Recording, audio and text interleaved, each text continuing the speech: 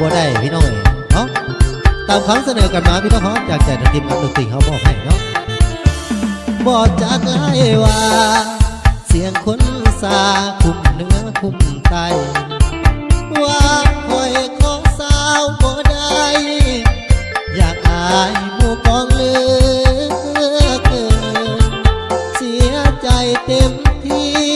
ก้มหน้านี้ตั้งแต่ค่อนคืนพออยู่ให้หอดมืออยากอายคนเขาสิเว้าใส่ขอลาพ่อแม่ถือเอาแพ้กระเป๋าเสื้อผ้าอดกันไปเด้อน้ำตามึงอย่าเฝ้าหลังออกลาผู้ว่าเจ้าของตอนนี้กำลังอับอายเสียหน้าเท่าแก่สองฝ่ายจึงขอไปตายดับหน้าดีกว่าเปิดอัลลานายซาดเจ้าของมันจนสิ้นสอดน้องสูงเหลือล้นคนจนจึงได้ถอนตัวขอลาก่อนเด้ออายลาก่อนเด้อผู้หนูสามีบ่ได้เป็นผั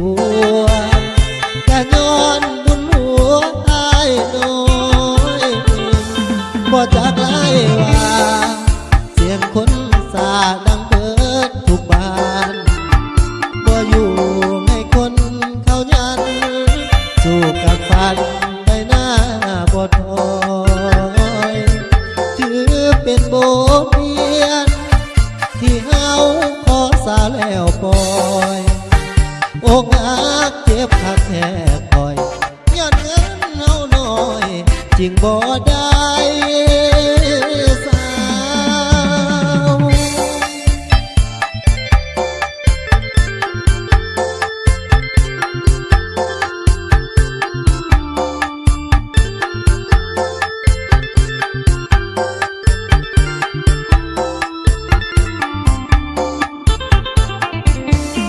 เปิ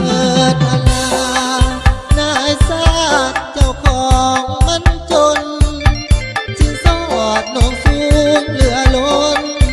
คนจนจึงได้ถอนตัวขอลาก่อนเด้ออายลา